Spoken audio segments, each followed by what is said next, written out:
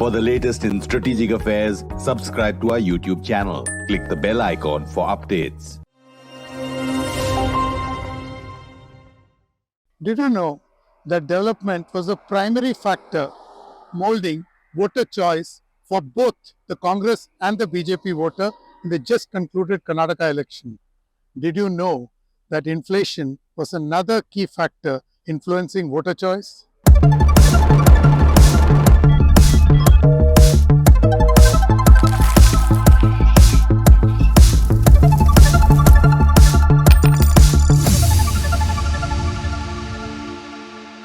Hello and welcome to another edition of Capital Calculus. I am your host, Anil Padmanabhan.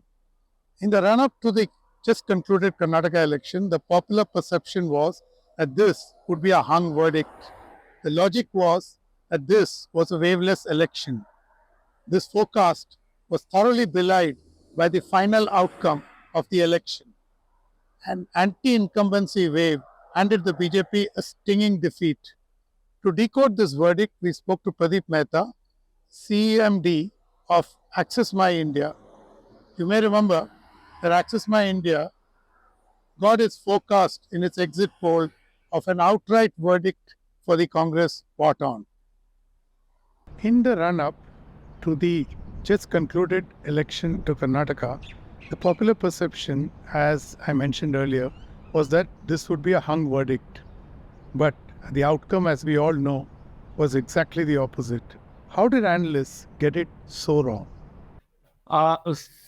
See, what had happened is most of the time we as analysts generally refer the past trends. And in Karnataka, last time there was a hung assembly, and that is the precisely reason why everybody was thinking on the hung side of it, the tight race kind of a thing. There is no wave with either party, and that is when you end up having the hung assembly, which was the case last election 2018. So this is the reason why generally people tend to, and because that is the data before everybody, so they try and speculate on that direction. Okay. So very clearly the wave was anti-incumbency, if we have one word to describe the wave. So what were the reasons and factors driving this anti-incumbency? Okay. So any election for that matter, three very important and pertinent thing in the outcome of the election is first is I say it, dawe, wade and irade. When I say dawe is a claim to be made by the incumbent government. Wade is the promises will be made by the challenger who is in the opposition. And based on this dawe and wade, people will make their choices, which is the irade, So any election for that matter, which evolve and revolve around these three very aspects. Okay, now coming to the Karnataka, and when we say dawe, people very carefully evaluate what kind of promises you have made in last election and how and where and what you have delivered during these 5 years. They evaluate very carefully. So coming to the Karnataka, people have witnessed three different government in 5 years. And all three parties were involved in this. But head of the government in the first year was the H.D. Kumaraswamy JDS in alliance with Congress. So they have seen one odd year governance of this JDS, H.D. Kumaraswamy. And after that, BJP took the charge in the leadership of Yedurappa ji. And just before 21 months of the election, Bombay Saab was Basavaraj Bombay Saab was the chief minister of BJP. So people have seen these three different government, and I would say that is where the all kind of a confusion or all kind of a delivery and over and above, during these 5 years, the great corona happens. So that is when if there is some calamity or something of this sort, people look forward to the government of the day, you know, and otherwise also, as I mentioned. So this was clearly evident that none of these three government in last 5 years could live to the expectation of the people. Whereas prior to this 5 years, from 13 to 18, the Karnataka ruled by Congress under chief ministership of Siddharamaiah ji, and that is where they realize this is much better placed. And this time also, he was very much in the race of chief minister. So people thought this is the best choice for them. So this is how it turned out to be. And this is the reason why the anti-incumbency is nothing but the gap between commitment and delivery. Pradeep is confirming that in fact there was an anti-incumbency wave. But how does this rest with the fact that overall the state, by any metric, saw impressive development, especially with respect to big ticket infrastructure projects, as well as saturation access to cooking gas? Yeah. So very good question you ask, Anil. So when you say development, we have to decode what is development. The development is something which touch across the board, across the spectrum, across the demography and across the geography. If it touches all section of the society, rich and poor, backward and upper class, all age group, gender, then it's like a scorecard, right? In your exam, it is like an exam. In your exam, you get marks for various subjects, and within subjects, you will find in a question paper at least 10 to 15 to 20 questions. So you need to, if you need to be on top of it, you need to do good in all the subjects, all the questions. So what you referred is the infrastructure. Yes, in country as a whole, infrastructural development has been quite evident. But that these days, voter is also very informed, very wise, and they can very well see that if it is a road, they know very well this road, if it is good or bad, who's responsible for this, whether municipality or the state government or the central government. They know pretty well. So what infrastructure you are referring largely goes the credit to the central government. So people are very smart in this sense. The exit poll from Access My India threw up an interesting factoid. It showed that inflation was among the three key concerns that influenced voter choice. See, there are, when we say, and let me tell you one more very important fact and very pertinent in any election for that matter. The 100 vote cast turnout, those who didn't come up, forget them. 80 belongs to bottom of the pyramid. I'm referring to their livelihood is largely depend on the government of the day. 80 out of 100, which is too big a number. But if you see what is the role of, for that matter, state government, what are they responsible for? The basic, broad. Road, electricity, water, health, education, law and order, and PDS, and farmers related matters. These are the broad spectrum which touch across the board, majority of the people in any state for that matter. So when you say inflation, so in our, generally we ask whom you are likely to vote or voted. And after that, we simply ask, is there any particular reason you are voting for this party or leader? So in case of BJP voters, 41% says they're voting for the development. 41%.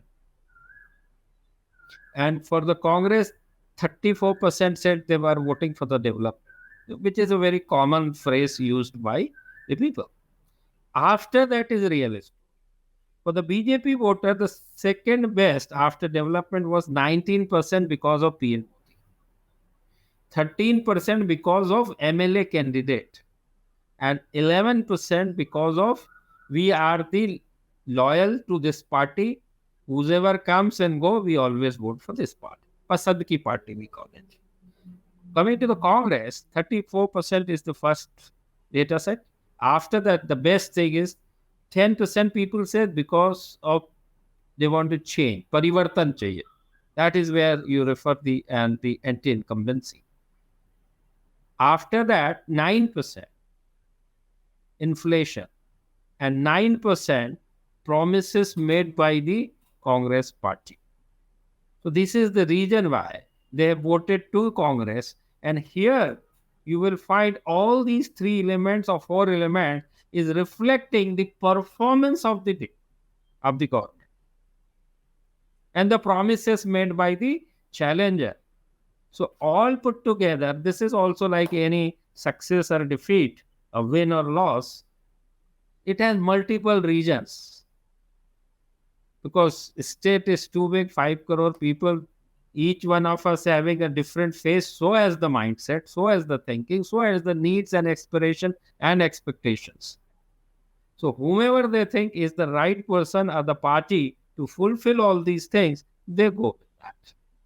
The exit poll uncovered that one pain point of this Karnataka election was gas prices. The inflation, as I mentioned, is the second biggest reason why they voted for Congress. When I say inflation, if you see, of course, for credit goes to COVID also in this case. Everything, every price has increased during this period, right? Last 3-4 years, if you see that, the food prices, the basic commodity, the basic essential prices, even for that matter, milk also.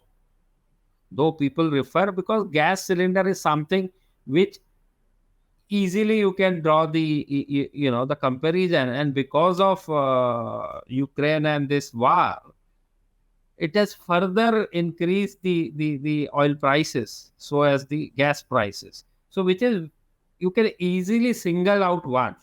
But as I told you, even in kitchen or in any recipe, you have so many ingredients, and you will find that bulk of them, the prices has increased in last 4 years for sure. So it's there can never be a one region for that, even for inflation also. If one prices is gone, the others are in control, then one can match it, one can understand this, and one can adjust this. So it has to be in totality, in toto. The electoral angst with respect to cooking gas is yet another signal that aspirations have taken flight. It is no longer just a case of roti kapda or makan. Instead, it is one about bijli, sadak or pani. Of course, yes. And this is not that this 5 year, 10 years. You go back to 75 years back. So there will always be the problems, and there will always be the progress. Always be the progress. Every day, coming day is going to be better than the previous day. It is as simple as that. So as the aspirations. For a human being, if you and me when working in a company, we want to grow. We start with management training and apprentice, and then we move on. And every time we want better, the higher up, which is the nature, human nature. So as the case of armed public, as you mentioned, roti kapda makan. But road, as you mentioned, the road thing is largely addressed in last 20 years, as you mentioned. The road, particularly village connectivity. But water, drinking water, which is the basic and most important amenities, is still a problem. 70% of the India does not have water from tap. They struggle. Now they've started the Har Ghar Nal kind of a yojana, Har Ghar Jal and Nal. So now slowly, gradually it is increasing. So drinking water is a problem. Electricity. Now, there was in 70 years back, the electricity connection is a problem. 10 years back or 20 years back, supply of electricity was a problem. 5, 6, 10 years back, 24 hours electricity was a problem. People were facing problem in urban area and as well as rural. The irrigation can happen only if there is a power. So water and electricity always, even today, is at the top of the table when it comes to multiplier effect. How many people?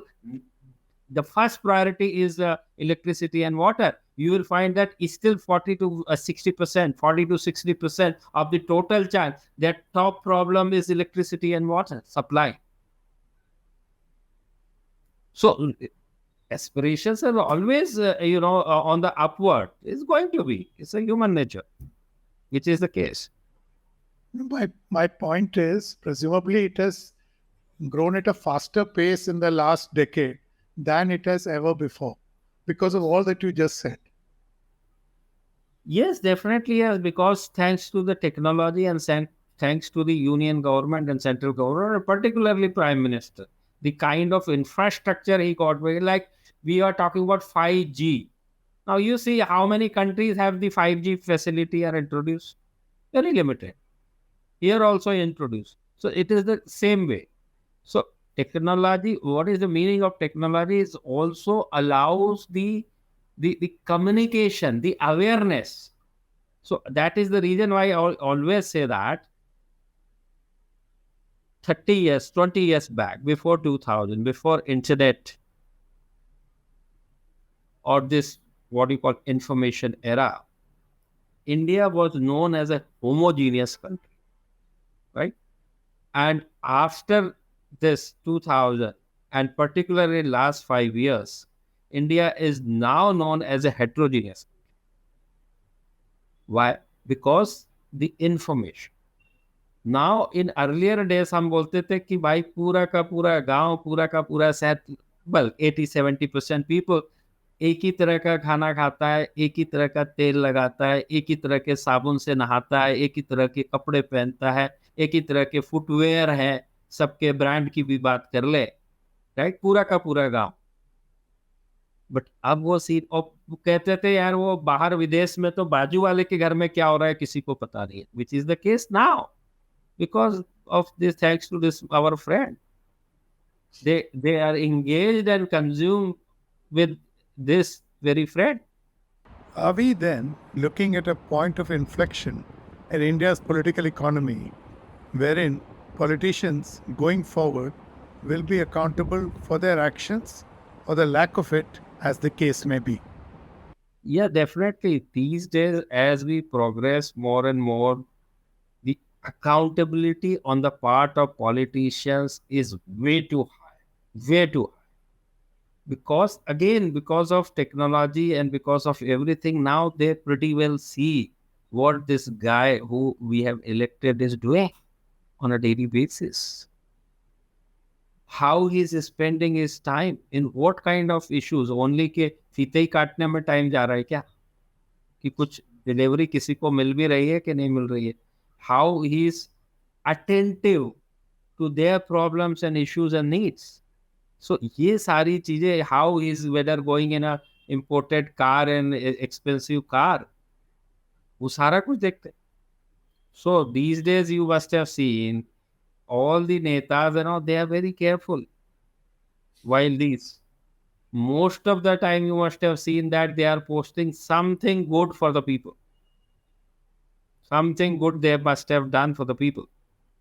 And in fact, in central government, I have heard that all the ministers and MPs have to submit their report card, and minister has to make the presentation what they have done in an entire year. So this is the accountability. It is then clear that India's political economy is in the midst of a key pivot. Aspirations have taken flight, and so have electoral expectations. In the exceptional circumstances that we are in, especially in a post-COVID world, the role of the state has increased dramatically, and correspondingly, the ask of governments, especially with respect to their actions and promises made in the elections, are growing. But given the complex electoral math of India, where caste and religion still hold sway, even delivering on development is no guarantee for a re-election. Thank you for watching. Don't forget to subscribe to Strat News Global on YouTube. Hit the bell icon so that you don't miss any updates. And please, to share your thoughts, insights and ideas with us. I'm available on Twitter at Capital Calculus. I'll be back next week with another episode. Till then, stay safe.